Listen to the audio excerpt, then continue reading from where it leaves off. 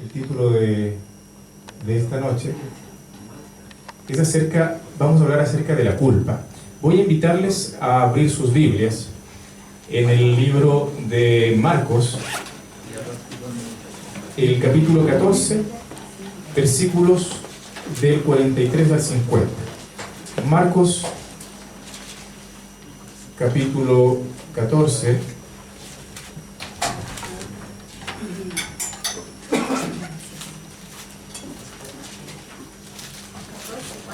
Marcos capítulo 14, versículos 43 al 50.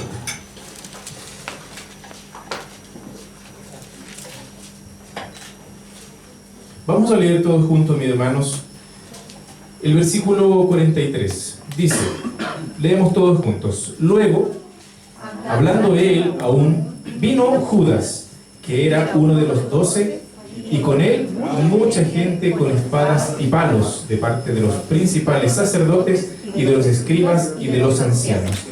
Y el que le entregaba les había dado señal diciendo, al que yo besare, ese es, prendedle y llevadle con seguridad. Y cuando vino, se acercó luego a él y le dijo, Maestro, Maestro, y le besó. Entonces ellos le echaron mano y le prendieron. Pero uno de los que estaba allí, sacando la espada, hirió al siervo del sumo sacerdote, cortándole la oreja.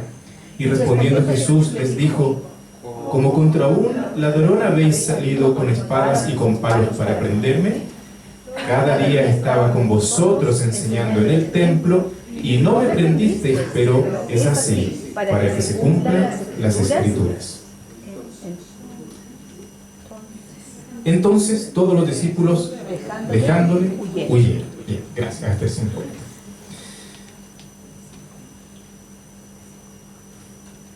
No me funciona todavía.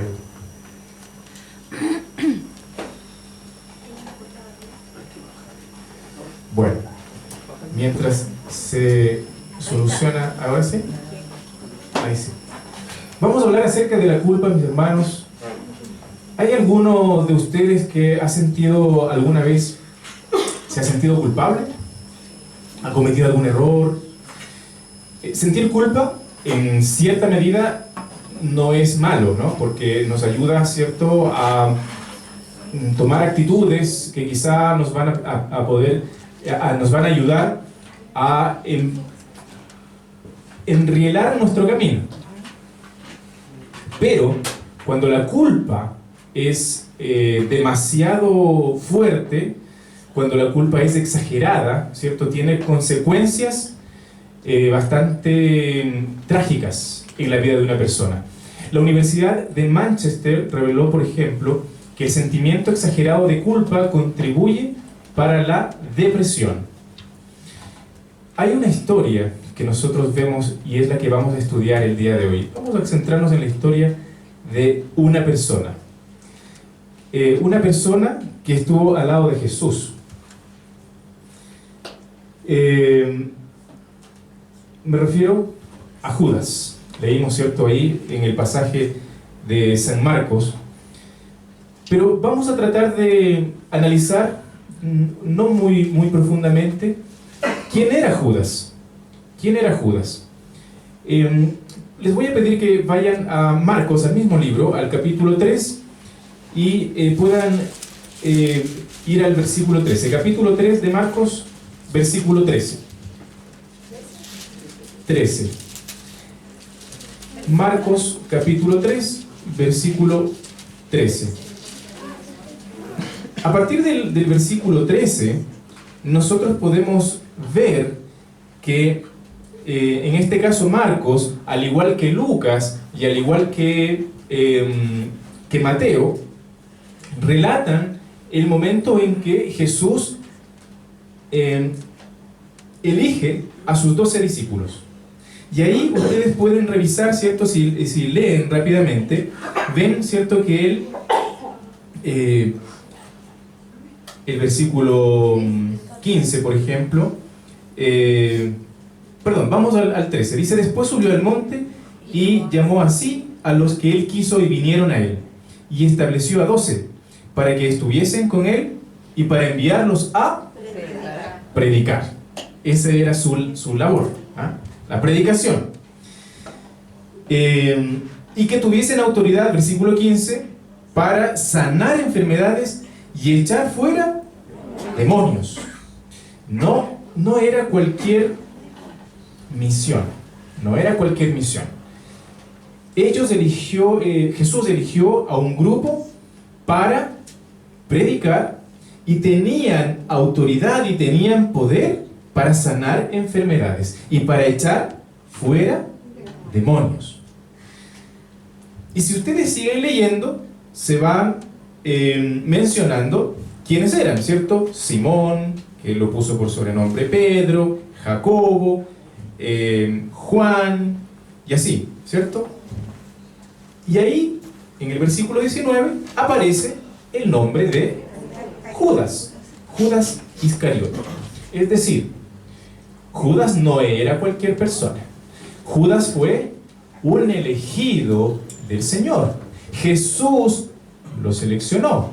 Jesús lo vio, lo encontró y lo reclutó para ser parte de sus 12 apóstoles. ¿Por qué recibió el nombre de Iscariote? Iscariote viene de su padre, Simón, ¿no? El nombre posiblemente dice que ambos proveían de Queriote, que era una ciudad de Judea, ya que en arameo es Ishkeriot, que significa hombre de Queriote.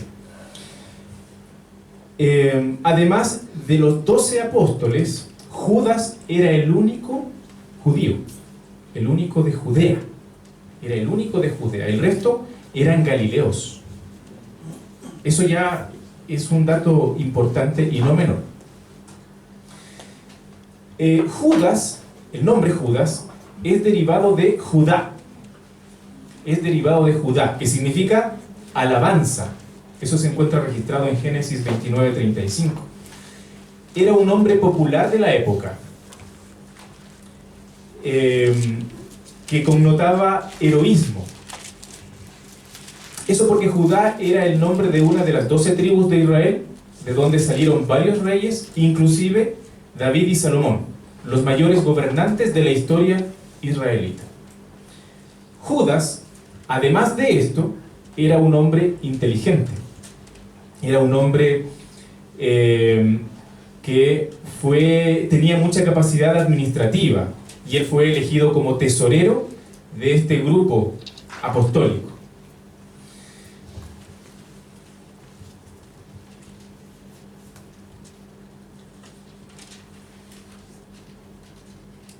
¿Qué características tenía Judas entonces? Era hijo de Judá, era parte del círculo apostólico, tenía habilidades ejecutivas que lo habilitaron para ser tesorero y tuvo el privilegio, mis hermanos, el privilegio de aprender a los pies del mayor maestro, de Jesús. El carácter de Judas. ¿Cuál era el carácter de Judas?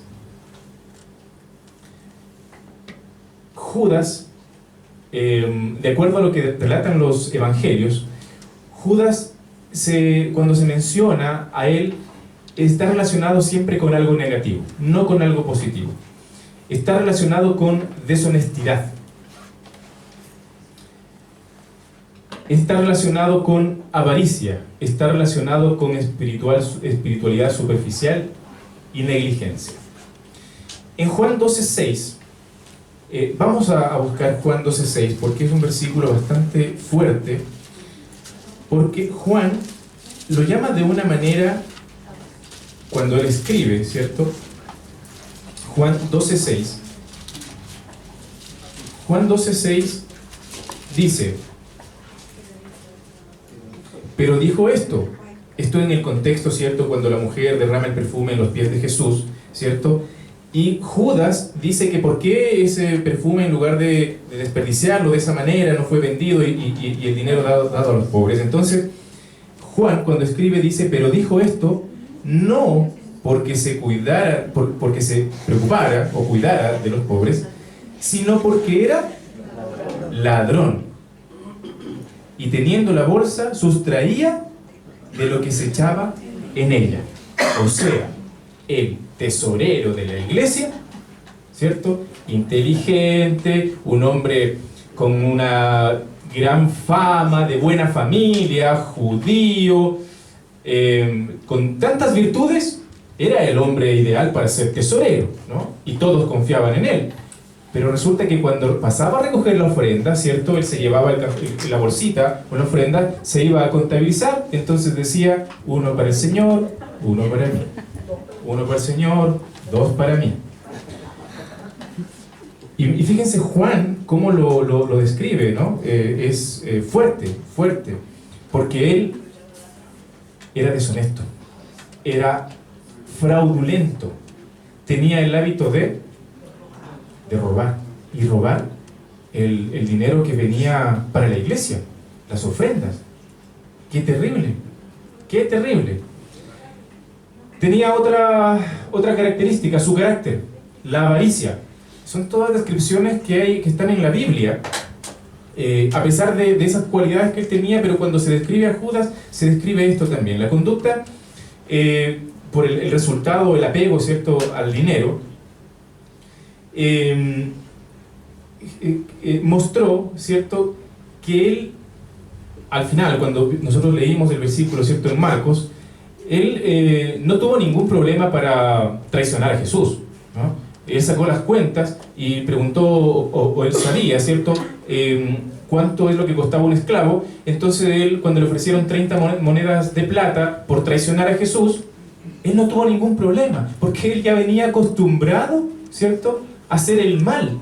Entonces él simplemente aceptó las 30 monedas, ¿cierto?, y traicionó a su maestro por 30 monedas, que era lo que se pagaba por un esclavo. ¿Qué otra característica de su carácter? Espiritualidad superficial. Vamos a leer Mateo 26. Mateo 26. Mateo 26, primer libro del Nuevo Testamento, versículo 15.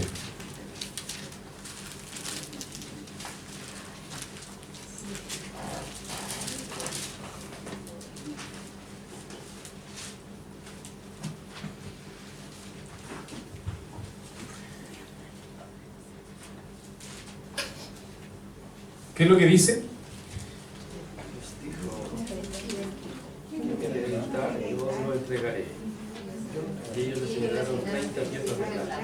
Muy bien, ahí está registrado. Judas, a pesar de que él vivió con Jesús, ¿no?, él tuvo la oportunidad de escuchar sus enseñanzas.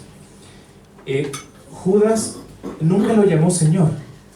Y esto es algo que llama la atención, porque el resto de los discípulos, cuando se refería a Jesús, lo llamaba Señor. Pero Judas no le llamaba Señor, sino que le decía Maestro, Maestro, ¿no? Y eso también se vio cuando él entregó a Jesús.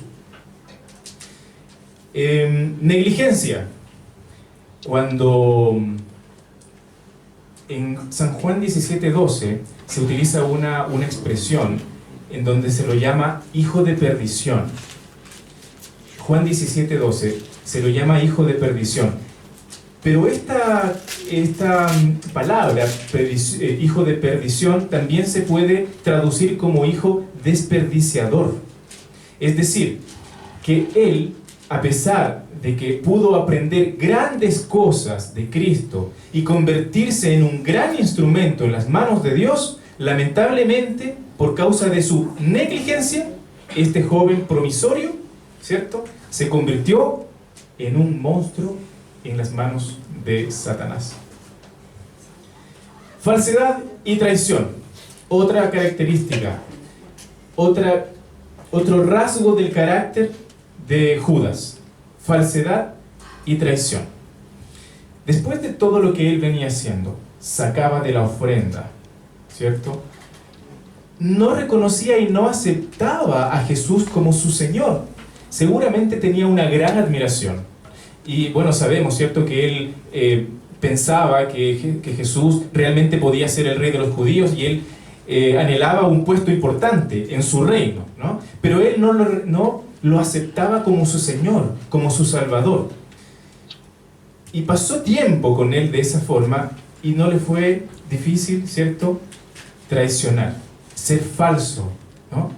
Y yo no sé si ustedes se han dado cuenta, pero a veces uno conoce gente que tiene una cualidad, no sé si llamar cualidad, pero tiene una característica. Son unos verdaderos artistas, ¿no? Porque con unos, ¿cierto?, se muestran de una forma, con otros se muestran de otra manera, pero nunca quedan mal con nadie, ¿no? Nunca quedan mal con nadie. Y cuando están frente al jefe, ¿cierto?, con el jefe son tremendos. Si el jefe dice, no, esto no, me parece que no es muy bueno, no me gusta, entonces él dice, no, si es muy feo, es muy malo, no, terrible jefecito. Y cuando el jefe en el momento dice, aunque pensándolo bien, ¿cierto?, esto podría ser bueno. No, sí, jefe, no, si esto es muy bueno, es buenísimo, ¿no? Tienen una habilidad de darse vuelta impresionante. Son realmente unos artistas. Resulta que Judas, seguramente Judas, a pesar de todo lo que hacía, ¿cierto?, sacaba lo que no correspondía. Quizás el resto de los discípulos no se daba cuenta. No se daba cuenta porque él era realmente un artista, ¿cierto?, actuando como si él fuera uno más de los discípulos. Consagrado, orando. Vamos a orar. Sí. Amén. Oremos. De rodillas, por favor. Estamos contentos de estar esta mañana. Amén. ¿No? Actuando como si fuera uno más. En aquella época, el beso, ¿cierto?, era una expresión de mucho aprecio a un maestro. A los maestros se los saludaba, ¿cierto?, con un beso, como un gesto, una señal para revelar su identidad con el maestro. Y eso fue lo que utilizó Judas, ¿no? Esa señal utilizó para poder cumplir con ese propósito. Entonces cuando él se acercó, ¿cierto?, él se acercó y le dio un beso, y eso era un simulacro para poder entregar a su maestro. Y aquí vamos a hablar acerca del punto más relevante del mensaje de esta noche, que es la culpa. Judas, siendo un joven promisorio, con tantas características y cualidades, tomó un camino equivocado, un camino desviado. No fue suficiente que él esté en un lugar espiritual, porque imagínense ustedes lo que era andar con Jesús, y Jesús se levantaba en la mañana, tenía su comunión con el Señor, e inmediatamente, cuando el sol, ¿cierto?, empezaba a aclarar, se iba a predicar. Y empezaba a predicar y hablaba acerca de las maravillas del reino de los cielos. Y todo el día pasaba en eso, y todos los días pasaba en eso. ¿Se imaginan lo que era el ambiente para los discípulos? Totalmente espiritual, de consagración permanente. Y vamos a predicar para allá, y vamos a predicar a este otro lado, y vemos milagros, y la verdad que veían una cantidad impresionante de gente que empezó a seguir a Jesús porque lo sanaba, porque creían en Él, porque se convertían. Era un ambiente espiritual tremendo. Pero no bastó para él.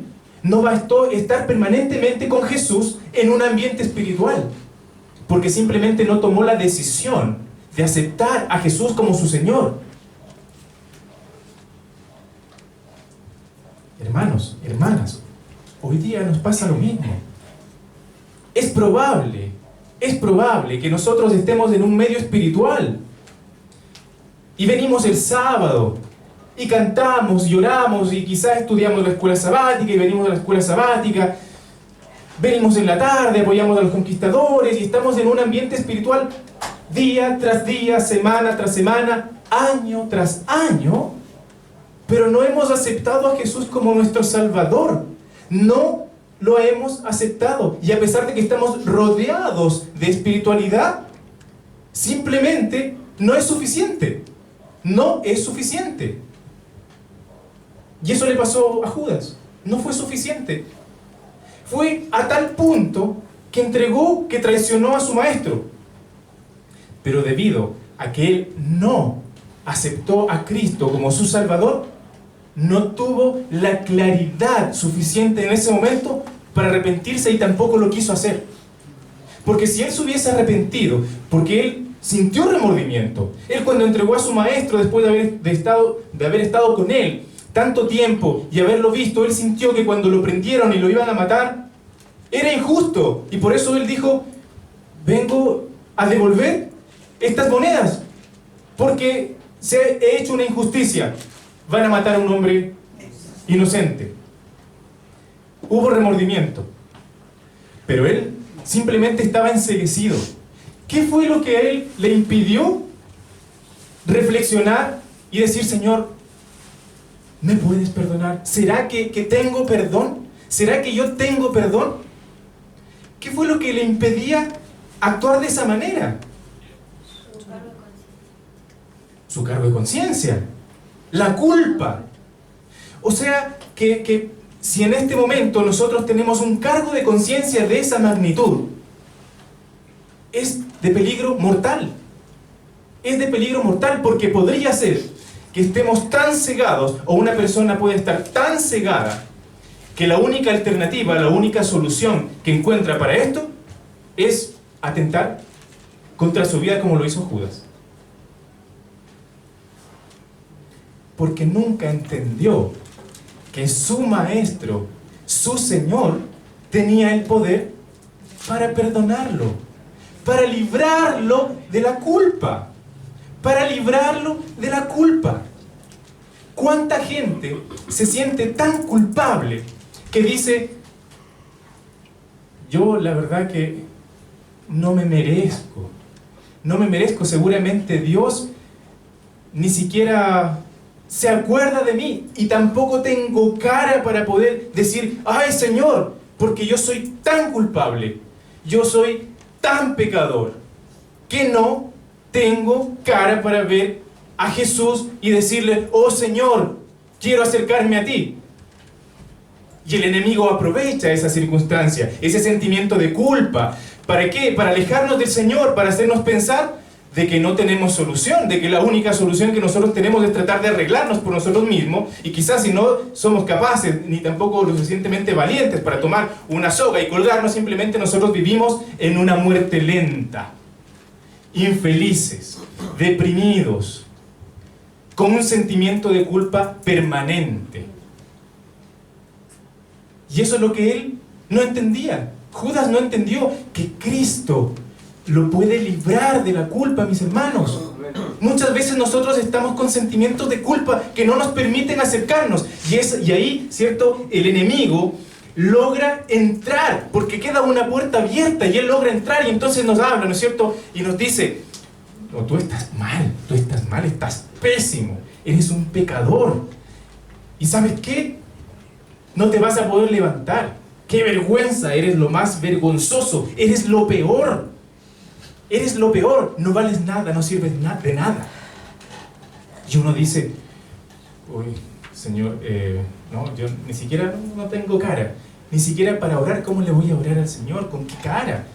Si yo soy tan pecador, soy tan malo, me siento malo, me siento sucio.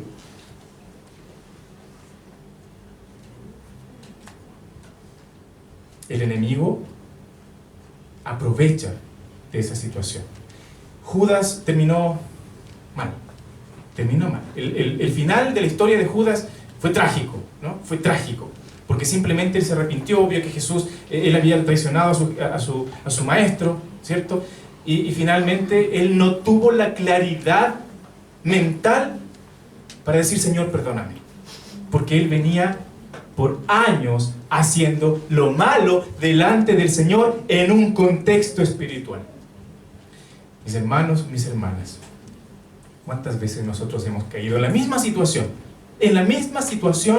de Judas, en un contexto espiritual, pero simplemente nosotros no obrando conforme a lo que el Señor quiere para nosotros, no entregando nuestro corazón permanentemente al Señor, no abriendo nuestro corazón, y nos consume el sentimiento de culpa. Y nos consume el sentimiento de culpa. Y eso nos aleja cada día más. Mis hermanos, mis hermanas, ¿qué pasa con nuestros jóvenes? ¿Qué pasa con nuestros jóvenes? Hoy en día, atacados por la televisión, las redes sociales, el Facebook, el WhatsApp, ¿cierto? Los temas de conversación en el colegio, mis hermanos. Cuando los chicos caen en la esclavitud de la masturbación, ¿qué es lo que pasa? Un chico que se masturba cuando dice, quiero orar, jamás va a poder hacerlo porque se separa del Señor, porque siente vergüenza de levantar sus ojos y decirle, Señor, buenos días, gracias por el día que tú me diste. No, porque en la noche cometió un pecado y él sabe y se siente culpable, y se siente pecador y se siente culpable, y no se siente digno de acercarse al Señor. ¿Qué pasa con nuestros vicios? Hay gente que no puede dejar el vicio, que no puede dejar de apostar en los caballos. Y es una enfermedad porque no puede controlarse. Y cada vez que lo hace, se aleja del Señor. Y no puede acercarse al Señor, no puede tomar la Biblia y no puede tener una comunión íntima con el Señor. ¿Por qué? Por el sentimiento de culpa, producto de que no puede salir de sus vicios. Y como no puede salir de su vicio, el sentimiento de culpa lo sigue carcomiendo y lo sigue matando y lo sigue alejando del Señor. Y cuando cae en la desesperación, lo más probable, ¿cierto?, es que diga, yo prefiero salir de la iglesia y hacer mi vida afuera, porque acá en la iglesia no es para mí. Además empiezan, ¿cierto?, a ver a la iglesia todos los defectos. Y la iglesia es de esto, y la iglesia es del otro, y los hermanos de esto, y el hermano del otro, y hace esto, y qué hipócrita los hermanos. Y se vuelven críticos a la iglesia. Pero la verdad es que eso es una justificación. La verdad es que eso es una forma de escudarse de su realidad. Si lo único que pasa es que los chicos, los jóvenes, los adultos, los hombres y mujeres se apartan del Señor. ¿Por qué? Porque no pueden entregarle su vida al Señor porque la culpa no les permite. Mis hermanos, para terminar en esta noche, la conclusión del mensaje de esta noche,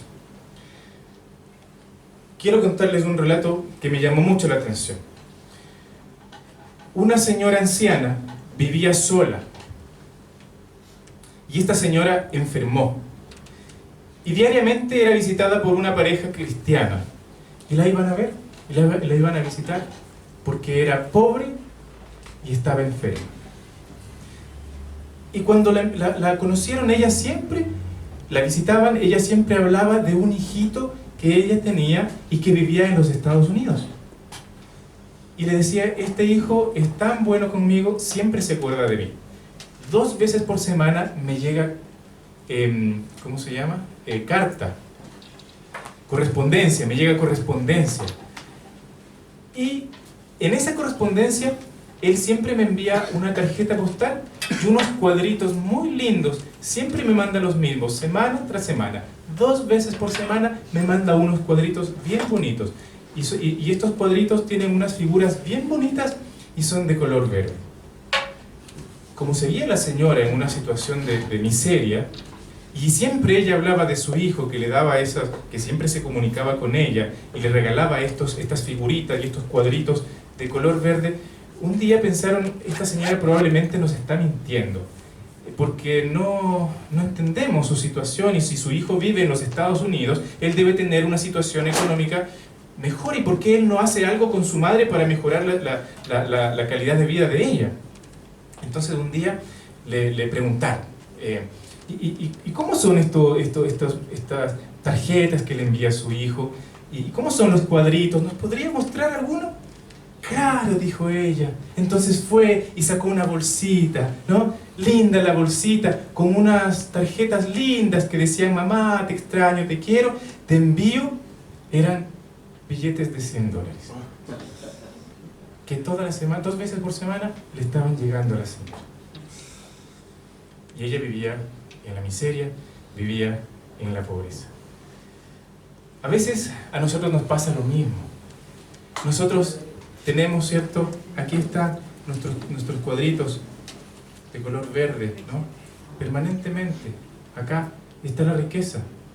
Y nosotros la tenemos, y la tenemos ahí, en el velador. Linda mi Biblia. De hecho, la renové porque ya estaba se veía media viejita, pero ahora me compré una más linda todavía. La tengo en mi velador, se ve preciosa, siempre la limpio. El problema es que no la leo, el problema es que no la estudio, el problema es que no digiero, el problema es que no me devoro la palabra del Señor. Ese es el problema. Porque tengo, como la señora, la viejita, los cuadritos de color verde ahí al lado, pero no los utilizo, no los estoy ocupando. Mis hermanos, mis hermanas, a pesar de que nosotros estemos sumidos en la culpa, a pesar de que el enemigo se encargue de hacernos sentir culpables, porque él es especialista en eso, se encarga de hacernos sentir culpables y de hacernos sentir pecadores, y ese sentimiento de culpa nos aleja del Señor, nos hace ver la Biblia, dejarla ahí en el velador, porque uno a veces cree que estando la Biblia en el velador va a tener poder y esa Biblia va a actuar en favor de nosotros, y eso no es así, eso no es así. Si nosotros estamos viviendo o vivimos en algún momento este sentimiento, mis hermanos, mis hermanas, no olvidemos nunca que Cristo vino por nosotros a salvarnos y a liberarnos de toda culpa, mis hermanos, de toda culpa. Él tiene el poder de liberarnos de cualquier mala práctica, de cualquier pecado que nosotros tengamos. Lo que nosotros tenemos que hacer es rendirnos a sus pies y decirle: Señor, perdóname, Señor, quiero cambiar.